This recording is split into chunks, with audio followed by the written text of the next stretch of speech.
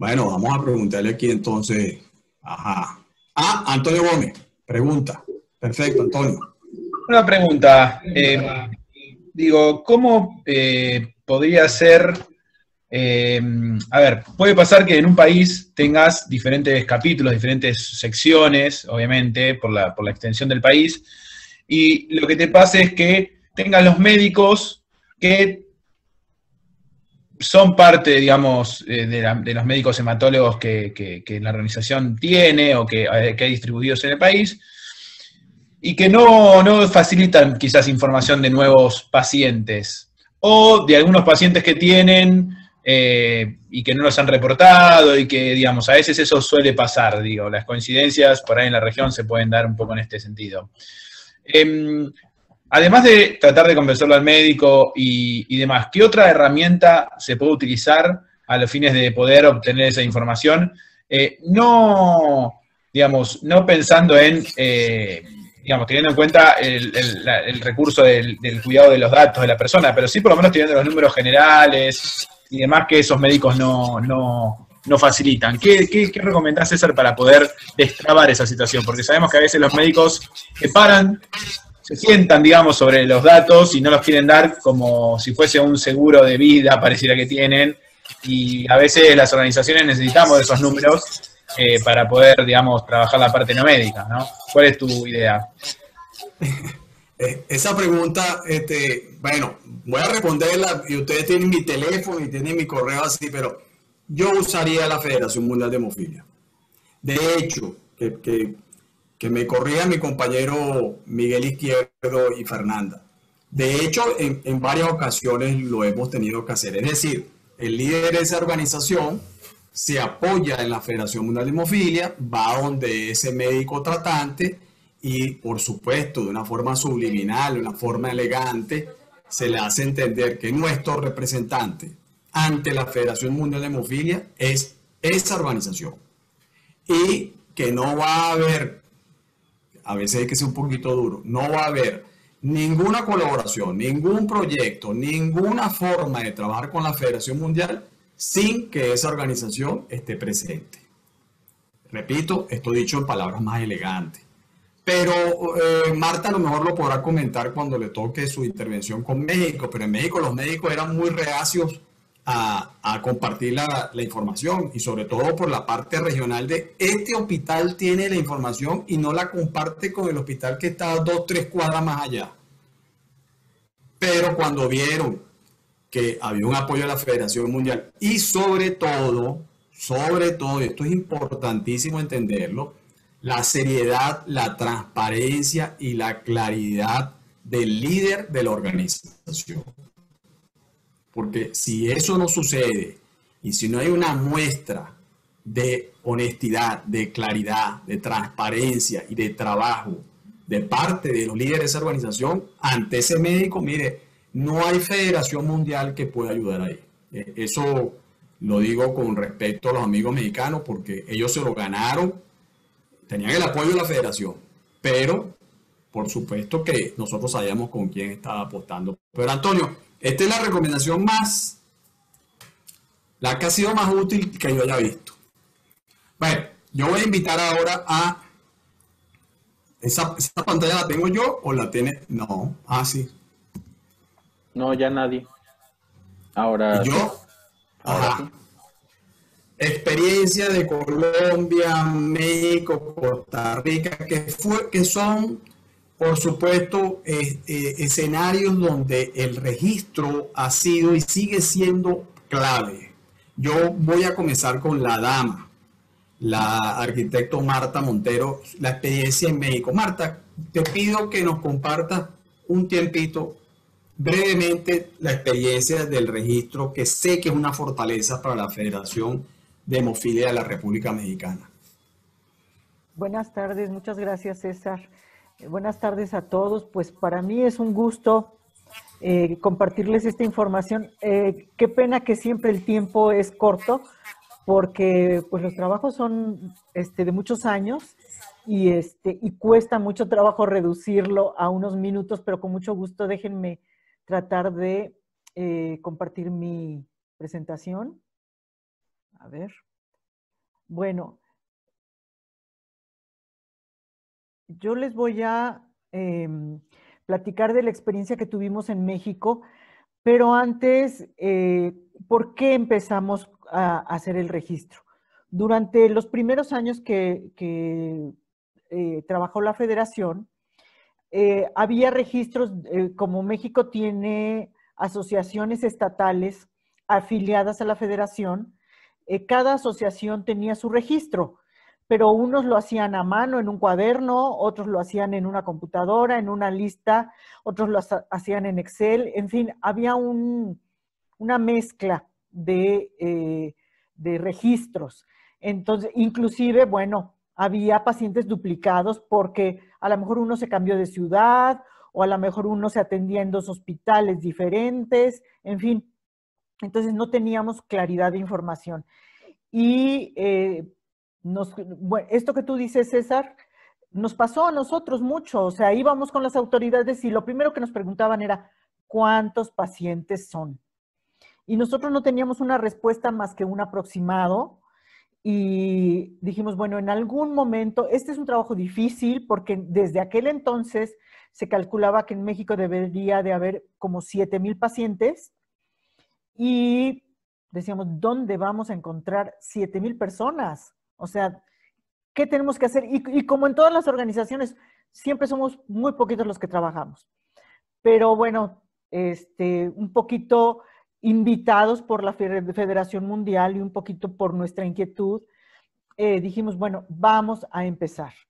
Y pedimos un apoyo a la Federación Mundial para iniciar este registro e hicimos pues una estrategia.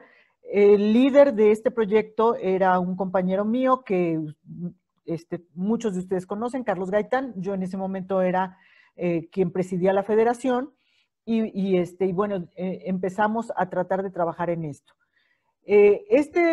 Fue nuestro primer póster que hicimos para encontrar a los pacientes porque íbamos a ir a diferentes lugares a buscar a los pacientes. Hubo algunos comentarios con los médicos de que si le deberíamos de poner en el póster que si tienes hemofilia te estamos buscando. Y otros decían, bueno, no, es que hay que poner nada más las características que debe de tener la persona, que esto también lo mencionó César en la reunión anterior. Y nosotros, por los médicos, decidimos que sí le íbamos a poner que si tienes hemofilia te estamos buscando y tenemos algo bueno para ti, porque en México había mucha tradición de tratamiento de hemofilia. Lo que no había tradición era de registrar a los pacientes por parte de una organización civil. Los médicos seguramente tenían sus registros de sus pacientes en su hospital, pero jamás nos lo compartían, que eso, por eso entiendo muy bien lo que Maida dijo en la reunión anterior, de que bueno, pero ¿cómo le hacemos si nunca nos quieren dar los datos? No, nunca te los van a dar, nunca te los van a dar. Entonces, por eso es importante que las organizaciones se animen a hacer su propio registro. En este póster, pues decíamos cómo deberían de ser las características de las personas que fueran a este registro. En aquel entonces todavía hablábamos de que si eres un varón y sangras, pues entonces puede ser que tengas hemofilia, ¿no? Ya sabemos que las situaciones han cambiado, pero bueno, este es un póster viejito, pero a nosotros nos pareció que en primer lugar daba una bonita imagen de los niños, que no se veían unos niños tristes, unos niños sufriendo, sino que era una propuesta de una imagen mejor de la hemofilia.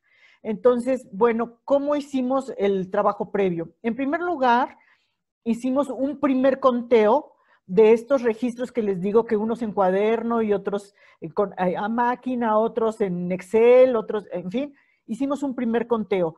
Y después de este conteo pedimos a un colaborador, a un voluntario, a que empezara a llamar por teléfono para actualizar la información de esos pacientes. En muchos casos, desafortunadamente, con un teléfono que cambie, pues ya no lo encontramos, ¿no? Y normalmente la gente que cambia de teléfono, de número de teléfono, lo último que piensa es en que tengo que avisarle a la organización de hemofilia que ya me cambié de teléfono, ¿no? Entonces sí, nos costó mucho trabajo, pero había que hacerlo con eso. Nosotros empezamos con un registro ya más estructurado de 2.090 pacientes, más o menos. Había que hablarle a todos esos y preguntarle, oye, ¿conoces a otros? Dame los datos para empezar a buscarlos. Eso fue de entrada con un teléfono o con varios teléfonos y varios voluntarios que fueran captando la nueva información.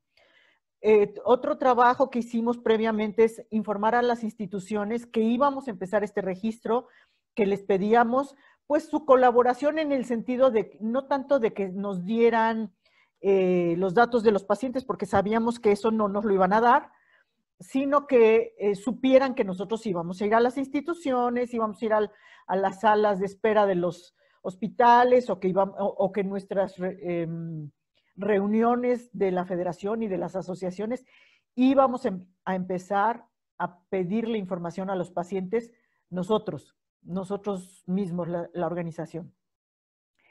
Después, bueno, en ese momento teníamos aproximadamente 25 organizaciones estatales que eran miembros de la federación y escogimos 5 asociaciones, las más participativas, las que tenían mejor organización y que tenían un subregistro importante para empezar a colaborar con ellas para que pudiéramos iniciar estos registros. Siempre tuvimos, y hasta la fecha, tenemos una sola persona responsable de la concentración de la información.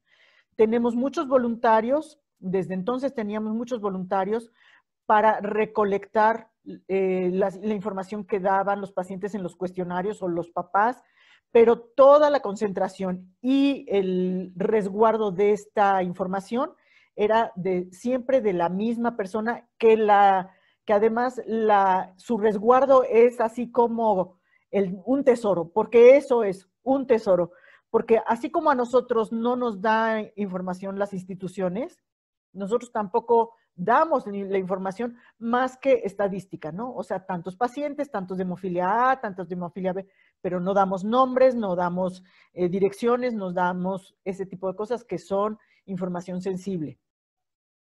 Ahí empezamos a trabajar con los médicos asesores de la federación, por eso es que esto siempre va como hilado, ¿verdad? Ya hemos hablado en una ocasión anterior de un comité de médicos, un comité científico, pues entre otras cosas para esto sirve, para definir qué información vamos a poner en un póster, qué información vamos a llevar a donde vamos a hacer un sondeo de cuántos pacientes hay. En fin, todo esto lo hicimos con los médicos y los médicos nos acompañaron cuando dijimos, ok, ya vamos a empezar a ir a buscar a los pacientes. Hubo médicos que nos acompañaron porque eso, por supuesto, que le da seriedad al trabajo que hacemos, ¿no? Nosotros no éramos quienes preguntábamos a los pacientes la parte sensible de la enfermedad porque, digo, hay que respetar siempre la confidencialidad. Y empezamos en poblaciones de más de 100,000 habitantes de estos 5 estados, porque esperábamos, como bien lo dijo César, en aquel entonces usábamos esta tablita de 1 por cada 10,000 habitantes. Entonces decíamos, bueno, o 1 por cada 5,000 varones, si buscamos en poblaciones de más de 100,000 habitantes, vamos a encontrar una mayor cantidad de pacientes que si vamos a una de 10,000 habitantes, ¿no? En una de 10,000 habitantes probablemente vamos a encontrar 1, pero bueno, estos esfuerzos, sobre todo en un principio, había que hacerlos de tal forma que hubiera una respuesta pues más sustanciosa, sobre todo porque estábamos utilizando recursos limitados que nos había proporcionado la Federación Mundial. Entonces, nosotros decíamos, con 10,000 habitantes, 100,000 habitantes, perdón, vamos a encontrar 10 pacientes probablemente. Ya es algo que vale la pena ir registrando, ¿no? O sea, encontrar un paciente vale la pena. No importa si es 1 o si son 10, siempre vale la pena, pero que ese esfuerzo reditúe más. Y también en esas cuando ya decidimos ir a las ciudades, también convocamos a los pacientes y les pedimos que fueran con sus familiares con hemofilia, porque probablemente ya sabemos que una persona con hemofilia es muy probable que tenga primos, hermanos, tíos con hemofilia, bueno, pues que fueran y que llevaran a sus familiares.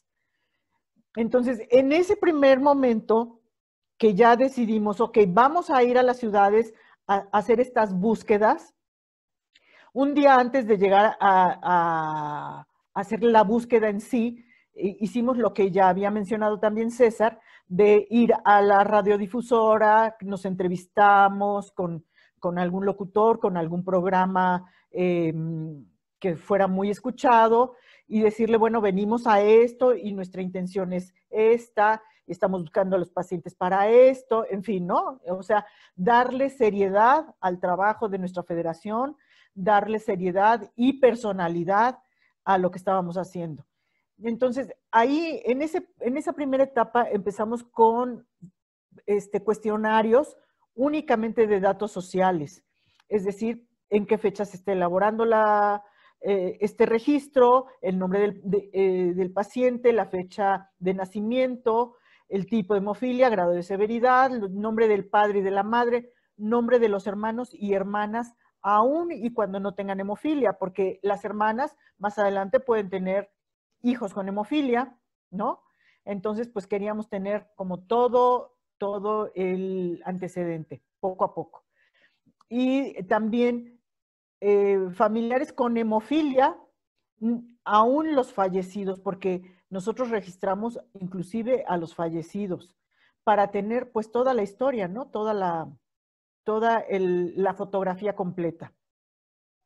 Y les pedimos la manera de localizar a estas personas, inclusive si ellos nos podían ayudar, ¿no? Para que la gente tuviera confianza de que si nosotros les llamábamos, pues éramos gente confiable y que no íbamos a estar nada más dándoles, o sea, pidiéndoles información y ellos pues podían sentir inseguridad de darla, ¿no? Y bueno, también si conocían más personas que aunque no supieran que tenían hemofilia, pero que tuvieran algún trastorno hemorrágico. Ya saben, con las características de que si les duelen las rodillas, que si, en fin, lo que todos ustedes ya saben.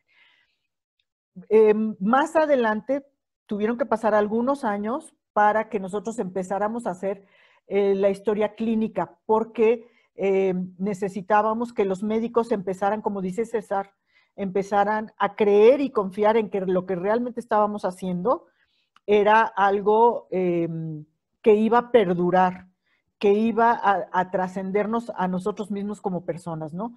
Y entonces ya más adelante empezamos a hacer esta historia clínica con el diagnóstico, si tienen inhibidores o no los tienen, con cuántos sangrados tienen en un año, que si tienen articulaciones dañadas, en fin, todo esto que ya es información que les sirve a los médicos para hacer sus evaluaciones.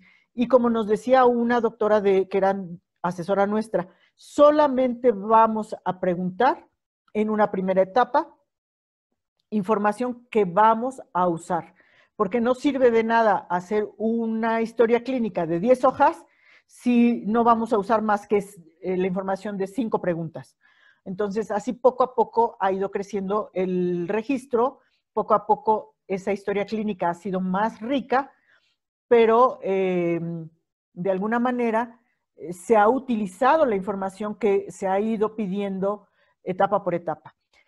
Quiero comentar que tampoco voy a decir nombre. En aquel primer momento, cuando nosotros le pedimos a la Federación Mundial que nos ayudaran para hacer nuestro registro, había un médico que hasta la fecha todavía anda por allí, que decía que no, que pues la federación no tenía registro, ni tenía por qué tener el registro, que eso era información que solamente los médicos deberían de tener. Y en aquel entonces César me dijo, empieza con tu registro y continúa y deja que ese médico haga su registro, porque por supuesto que él también, ese médico, también estaba buscando fondos para hacer lo mismo que nosotros ya estábamos haciendo, ¿no? pero ese médico nunca quiso trabajar con la federación y él sigue por allí buscando lo mismo, pero todavía no ha hecho ningún registro. Entonces, los médicos están tan ocupados viendo pacientes y dando sus conferencias y haciendo sus planes y proyectos y, en fin, todo eso, que no les da tiempo, no les da tiempo. Entonces, realmente es muy importante que aunque haya médicos en su país que estén haciendo estas iniciativas, ustedes no pierdan de vista la importancia del trabajo que ustedes hacen. Oye, gracias, Marta. Nada más un momentitito más, esto es algo muy importante que les quiero decir. Es muy importante que todos los años ustedes hagan un pequeño registro, que como ustedes pueden ver, siempre tenemos una parte que dice que no tenemos los datos, pero cada vez estamos más con datos más completos. Aquí ponemos el tipo de hemofilia, el grado de severidad, la edad, la institución en la que se atiende, y como pueden ver ustedes en el registro de barras, todos los años ha ido creciendo ese registro, todos los años se hace esta presentación y se ha casi cuadruplicado a la información con la que empezamos. Bien, oye, gracias, Marta. De verdad que es muy difícil contar toda la experiencia mexicana, que de hecho el registro fue uno de los objetivos del GAP desde el año 2003-2002. Es muy difícil contarlo en apenas 10 minutos. Pero vamos a escuchar otro caso, que es el caso de Chile. El amigo Ismael Espinosa. Ismael, ¿estás por ahí? Sí, estoy aquí, César. Eso, qué bien. Bueno, estamos ansiosos de saber cómo en Chile, que tiene mucho menos población que lo que tiene México. México son 120 millones de habitantes, más o menos. Bueno, el caso de Chile más casi controlable. Uh-huh. Casi 130. 130, ok. Fíjate, Chile. Escuchemos a Ismael, que es un caso diferente, pero también importante en esto del registro de la data. Ya, mira, yo me voy a abocar un poco al tema cómo se maneja en Chile, contextualizar un poco, según los esquemas que mostraba César al principio. El registro en Chile es llevado básica y principalmente por los asesores del Ministerio de Salud, o sea, está en poder del Ministerio, por lo tanto es un recurso que maneja el Estado, pero alimentado y generado principalmente por la doctora Soto, en este caso, que es la doctora que está a cargo del programa de hemofilia en Chile. En Chile nosotros tenemos 3 sistemas de salud. Tenemos un sistema de salud público que es FONASA, tenemos un sistema de salud privado que son las ISAPRES, como las aseguradoras, y tenemos un sistema de salud que son las Fuerzas Armadas, que se manejan en otro esquema distinto. En Chile hemos logrado un buen registro, o en general se ha logrado por parte de los médicos un buen registro, porque el sistema público agrupa aproximadamente el 88% de la población. Casi toda la población en Chile pertenece a FONASA, al sistema público de salud. El 12% restante se distribuye básicamente entre el sistema privado y el de Fuerzas Armadas, y es en este sector donde básicamente está la única incertidumbre que tenemos respecto del registro de pacientes, porque en el sistema privado, si bien manejamos algunos datos, no manejamos la totalidad de los datos, porque sucede un poco esto de que hay médicos que son muy celosos de su información y la información que tenemos es un poco de trabajo de hormiga, de ir averiguando los datos uno a uno, pero no que el médico nos entregue básicamente esos datos. El caso de las Fuerzas Armadas es peor todavía porque si bien ese es aproximadamente un 4% de la población, ahí sí que hay un celo prácticamente total de los pacientes con hemofilia, pero los tenemos básicamente identificados por fuera, por gestiones que se han hecho por fuera, en que se han acercado a la agrupación y ahí lo hemos podido detectar. Nosotros, básicamente, las fortalezas del sistema de registro en Chile se ha presentado porque el sistema de salud público está configurado con un formato de red. Existe una red de atención a lo largo de todo Chile y están todos intercomunicados los centros de atención.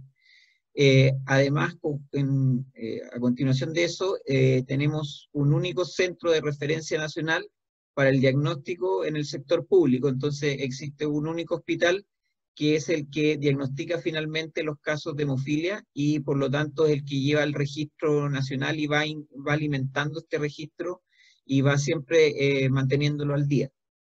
Y que el otro aspecto importante es que los equipos médicos de la red reciben anualmente capacitaciones sobre la importancia del diagnóstico precoz y del registro de pacientes. Esto nace un poco de un proyecto que se gana el equipo de doctora, en que pasa un poco lo que contaba César. Había un médico antes a cargo del programa de hemofilia, hubo un problema con ese médico y ese médico agarró, se metió debajo del brazo toda la estadística de pacientes con hemofilia y se fue y quedamos en cero.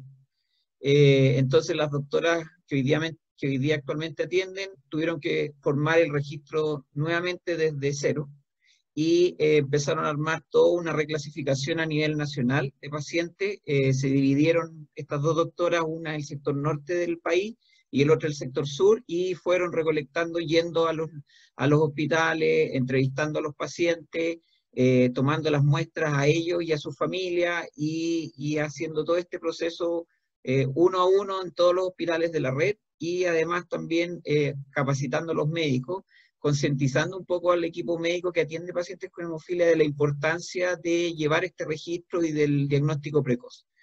Esto ha formado la piedra angular del registro nacional en Chile, que si bien nosotros, dado la buena relación que tenemos con los equipos médicos, hoy día tenemos acceso a esos registros, podemos ver cuántos pacientes A hay en tal región, cuántos pacientes B, cuántos son severos, cuántos se atienden en X hospital.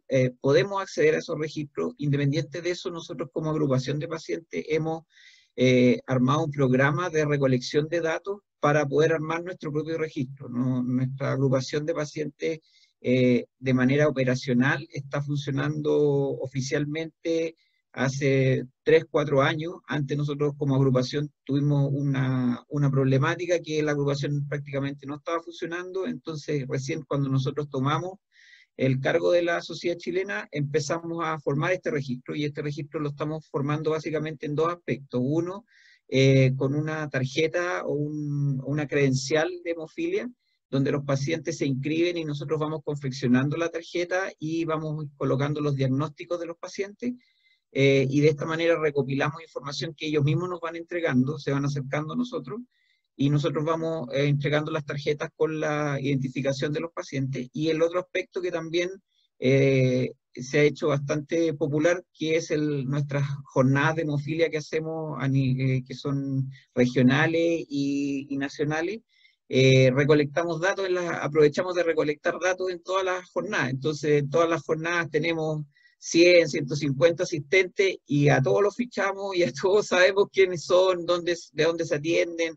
Tratamos de recolectar datos en todas las instancias posibles. Entonces, hemos buscado y valoramos la importancia de tener estos registros como agrupación de pacientes, independiente de la buena relación que tenemos con las doctoras y el programa de hemofilia que maneja el ministerio. Paralelo a eso, nosotros también sabemos que tenemos que tener este registro, y hemos trabajado de manera paralela con las doctoras y poder formar un registro que recolecte todas las áreas que no ve el sector público, y además fortalecer nuestro registro propio. Eso ha sido un poco la historia y el manejo que en Chile se ha hecho.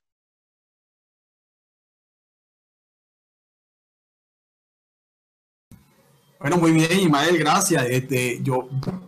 Tanto en el caso de México como en el caso de Chile, que hemos visto hasta el momento, gracias a esos registros fue indiscutiblemente posible aumentar la cantidad de productos que tenían la responsabilidad o el Seguro Social en México, y posteriormente la Secretaría de Salud. Y como vemos aquí en el caso de Chile, FONASA sobre todo. De lo contrario no es posible, es que no hay forma de que la autoridad de salud destine algún presupuesto, algún esfuerzo si no existe una data que les represente, bueno, dónde está la necesidad, ¿no? Vamos a ver eso ahora en un sistema de salud diferente. Como ustedes vieron, el de México, la población inmensa, que dijo Marta, 130 millones de habitantes, mayoritariamente la Caja del Seguro Social o el IMSS, el Instituto Mexicano de los Seguros Sociales, es quien atiende a más del 50%, creo que el 60% de la población, y el resto se lo reparte Secretaría de Salud, el Seguro Social para los empleados públicos, en fin, es bastante disperso. En el caso de Chile, 3. En el caso de Colombia, el amigo Sergio Robledo nos puede explicar un poco mejor dónde el tener el registro significa en algún caso, por la ley colombiana, significa hasta incluso la posibilidad de que esa entidad prestadora de salud tenga un ingreso económico. Sergio, bienvenido. ¿Cómo es la experiencia de ustedes con el registro de personas con hemofilia? Perdón, ¿sí se ve bien la presentación? Ahí está en pantalla. Okay. Sí, se ve, sí.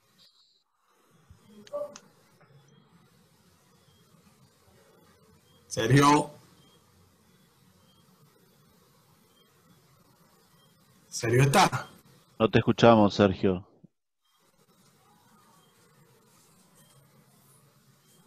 Sí está, pero creo que va a arreglar su micrófono.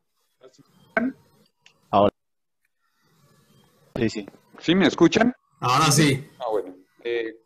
La siguiente, por favor.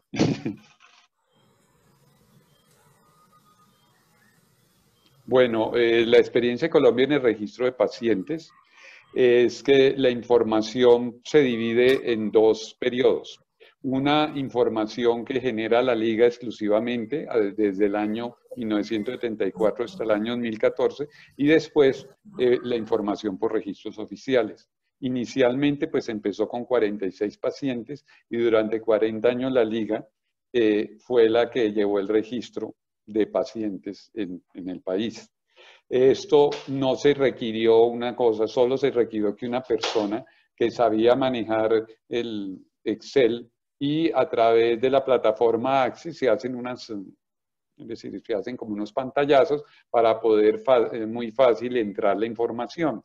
Principalmente se inició con una información demográfica que era en edad, dónde vivía y cuál es el diagnóstico, pero pues se fue implementando. En la actualidad nosotros llegamos a 3.499 pacientes. Creo que esa diapositiva, si uno le da Enter, aparece el registro oficial. Sí. Y concomitantemente, pues había unos registros oficiales. Solo hasta, la Liga se fundó en 1974 y solo hasta 1996 se logró hacer el primer censo de hemofilia que se hizo con la cooperativa de hospitales nacionales que dieron 1.000 pacientes. Pero esa información realmente la tomó la Liga y la Liga siguió actualizando. El ministerio no actualizó la Liga sino hasta el año 2013. Siguiente, pueden pasar. Aquí vemos en dos rayas cómo viene el censo. La raya que va subiendo de a poquito es el censo que tiene la Liga y la otra raya que tiene un crecimiento exagerado es del gobierno. Inicialmente, si ustedes miran más o menos hasta el año 86 casi no hay un crecimiento. Nosotros ahí en Colombia teníamos una constitución diferente en donde mi padre, que era el fundador, que era médico, pues él decía que era muy importante que lo que él sufrió de pequeño no lo sufría porque había acceso al medicamento desde esa época. Pero los compañeros de él, que eran ministros de salud, le decían que los hemofílicos más baratos eran los hemofílicos muertos. Entonces, pues nunca el ministerio no le interesaba.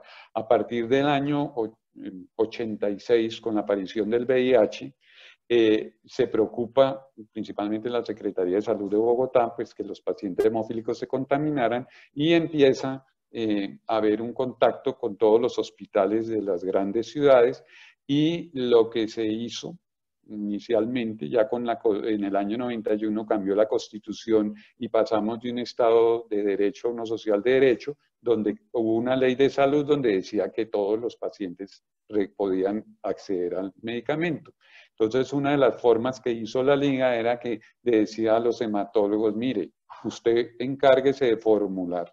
Es decir, haga la fórmula, soporten en la historia clínica, envíenos al paciente y nosotros le enseñamos a que él solicite administrativamente el factor. Es decir, el paciente tiene que aprender a hacer todo el proceso administrativo para que le entreguen el factor y ahí empezamos a aumentar hasta el año 97 que por cuestiones de la vida, nos entregaron en Bogotá una casa de los narcotraficantes y se hizo un centro médico y concomitantemente al crecer el censo, logramos tener un centro médico que llegamos a tener registrados 1.100 pacientes. ¿Qué pasó? Si ustedes ven donde se estabiliza como en el año 2010, resulta que nosotros había una serie de regiones que no íbamos porque pues la Liga iba, contactaba, tomaba los exámenes, las titulaciones, si tenían o no inhibidores y además si tenían hepatitis B o C. Con lo de hepatitis B o C eran unos laboratorios que estaban interesados en vender el medicamento, se lograron hacer como 120 tratamientos y diagnosticar como 500 pacientes. Y con las titulaciones, pues todos los hematólogos confiaban porque era un laboratorio que está ahorita en el Programa Mundial de Laboratorios de Seguridad, se hacían los diagnósticos, se confirmaban, ¿no?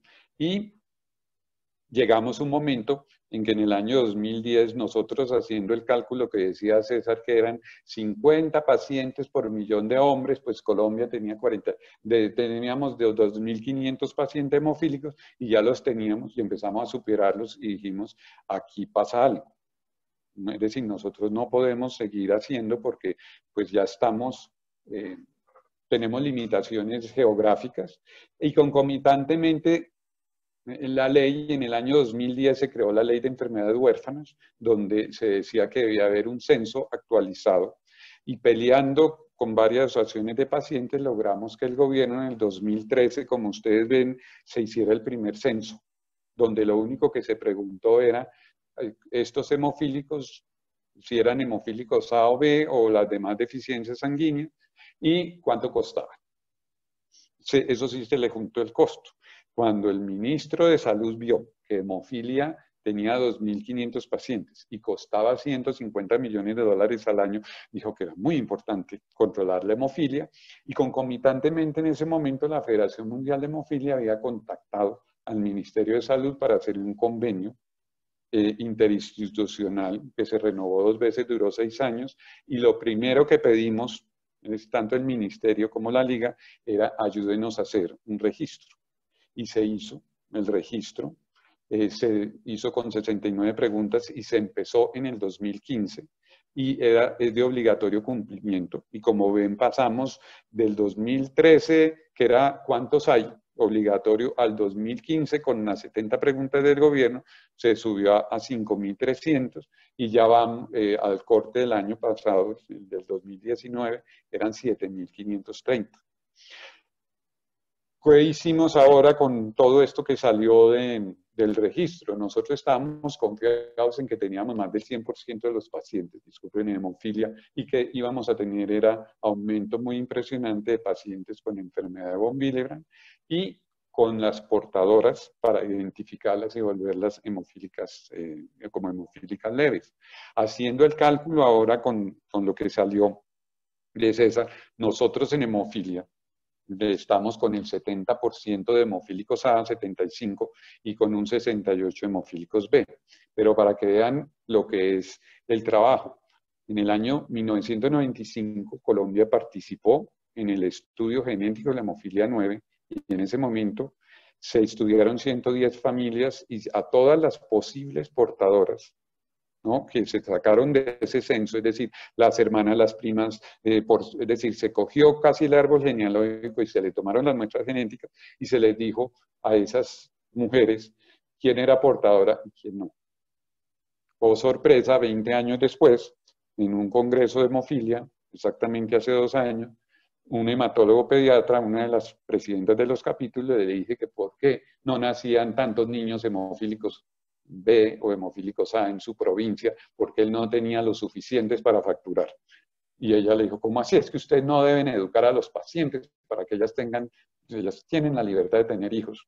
Cuando entonces me llamaron y le dije, mire, es que allá en esa provincia está el estudio genético y las mujeres saben si son portadoras o no, y ellas han decidido, si tienen familias que han visto todo el sufrimiento de sus papás, sus hermanos, a pesar de que hay tratamiento y que pues ya con la profilaxis todos están en casa, ellas no quieren tener la angustia de tener eso.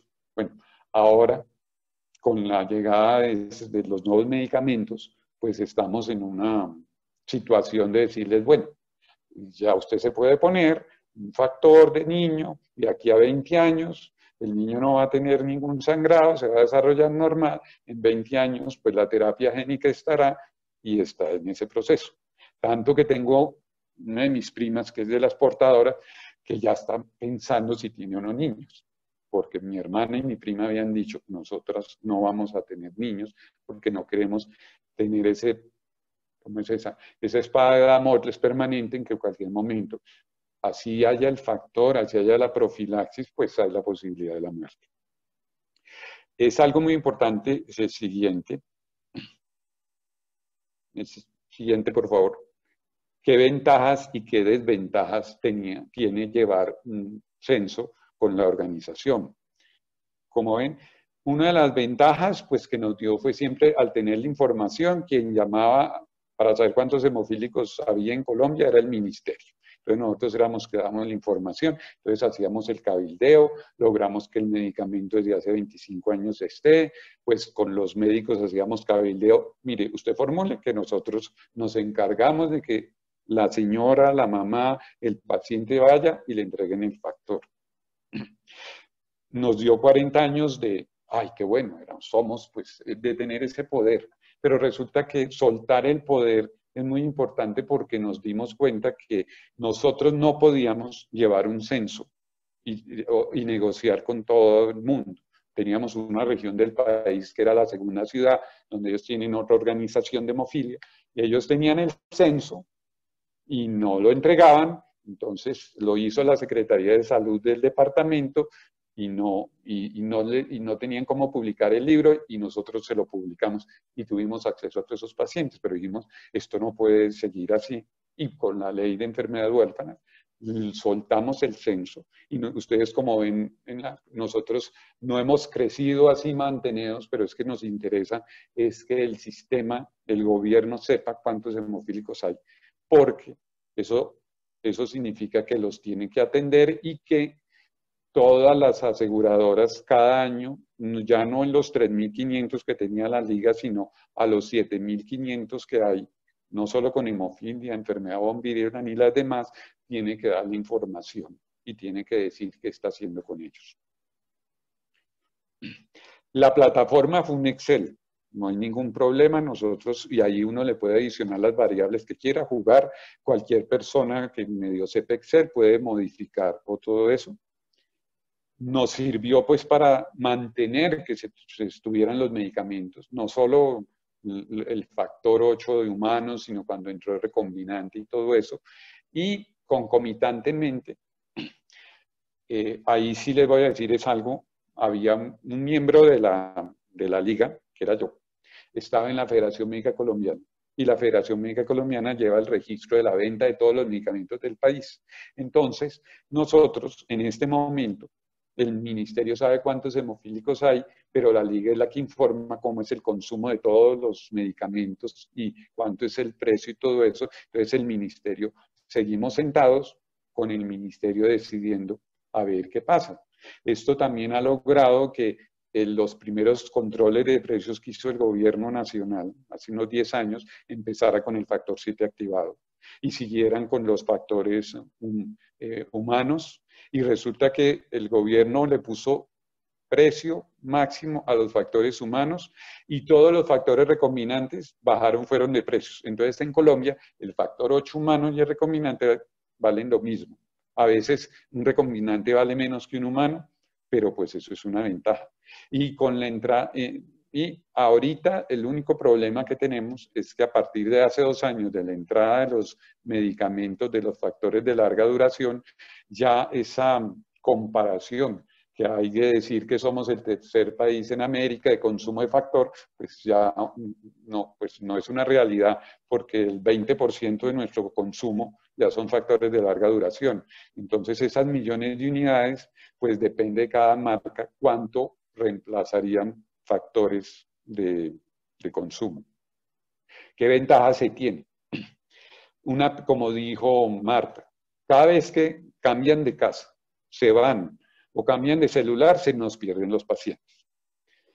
Tuvimos un problema de registro en Colombia. En Colombia solo hasta hace 10 años existe un solo número de documento de identidad durante toda la vida. Es decir, el niño nace y tiene ese número. Cuando le dan la cédula, ese número sigue siendo el mismo, es decir, toda la vida tiene, y eso hace que haya 40, de los 50 millones hay 48 millones de registros, y uno con ese número de identidad puede saber dónde está asegurado el paciente y cómo hacerlo.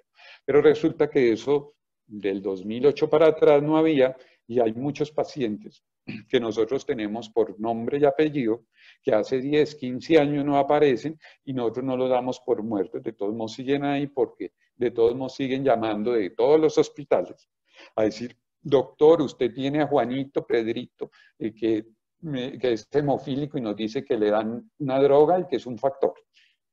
Y usted sabe si es 8, 9, y uno, como dice Marta, uno sabe, tiene los datos de la familia, de los 3 apellidos, del pueblito de donde son, y muchas veces uno es el que les dice, mire, pónganle esto, y bueno, yo como médico los ayudo a hacer el tratamiento.